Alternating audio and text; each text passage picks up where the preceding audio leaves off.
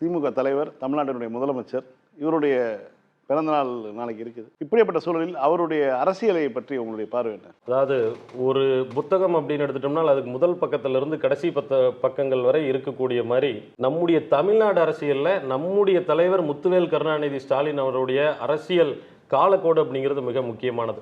1953 March 1 தலைவர் பிறந்திருந்த காலகட்டத்தில் அப்போ சமூக நீதிக்காக போராடி கொண்டிருந்தவர் நம்முடைய தலைவர் முதல் அவருடைய தந்தையார் நம் கலைஞரை பார்க்கும்போது அவர் அப்பவே ஒரு சட்டமன்ற உறுப்பினர் தான் பார்த்திருக்காரு. தன்னுடைய 14 வயதில் 1967 போது கோபாலபுரம் திண்ணை பிரச்சாரம்னு சொல்லி இளைஞர்களை வச்சு அங்கே திண்ணை பிரச்சாரத்தை பண்ணி முதல் நம்முடைய சமூகத்துக்கு உண்டான ஈடுபாட்டில் உள்ளவர். அதனைத் தொடர்ந்து அவருடைய 23 வயசுல 1976 போது மிஸ்ஸாவில் கைது செய்யப்பட்டு திருமணமான சில காலங்களிலேயே தன்னுடைய மனைவியை கருவுற்றிருந்த காலத்தில் இவர் சிறை சென்றார். சிறை சென்ற பிறகு விடுதலை வந்து 4 வருஷத்துல 1980 இளைஞர் அணியினுடைய அமைப்பாளராக உருவாகிறாரு. 83 இளைஞர் அணியினுடைய மாநில செயலாளராக உருவாகிறாரு.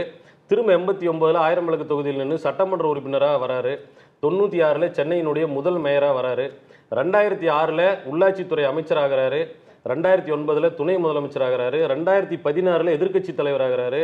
2018 அவர் நம்முடைய திமுகவினுடைய தலைவராக வராரு. 2021 இந்தியா மட்டுமில்லை உலக நாடுகளே போற்றக்கூடிய ஒரு முதலமைச்சராக உருவெடுத்து இந்த இடத்துல அவர் அமர்ந்திருக்கார். 2026 மீண்டும் 2வது முறை முத்துவேல் கருணாநிதி ஸ்டாலின் முதல்வராவதும் 7வது முறையாக திராவிட முன்னேற்ற கழகம் ஆவதும் யாரையும் இதை தடுக்க முடியாது.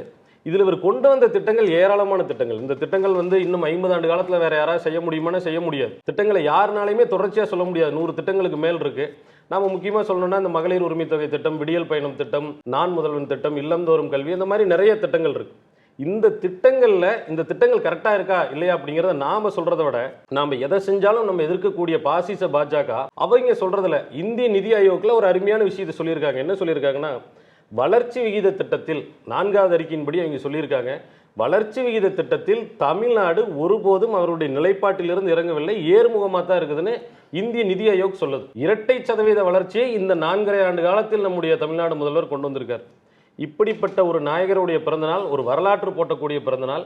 இது எப்படி நமக்கு சுதந்திரத்துக்கு காந்தி நாம் இன்றைய வரைக்கும் கொண்டு வந்துட்டு இருக்கிறோமோ அந்த மாதிரி நம்முடைய தலைவருடைய திட்டங்களும் அவருடைய வாழ்நாள் சாதனைகளும் இன்னும் படிப்படியாக நாட்கள் தோறும் இல்லை ஆண்டுகள் தோறும் யுகங்கள் தோறும் போகக்கூடிய ஒரு விஷயமாக அமையும்.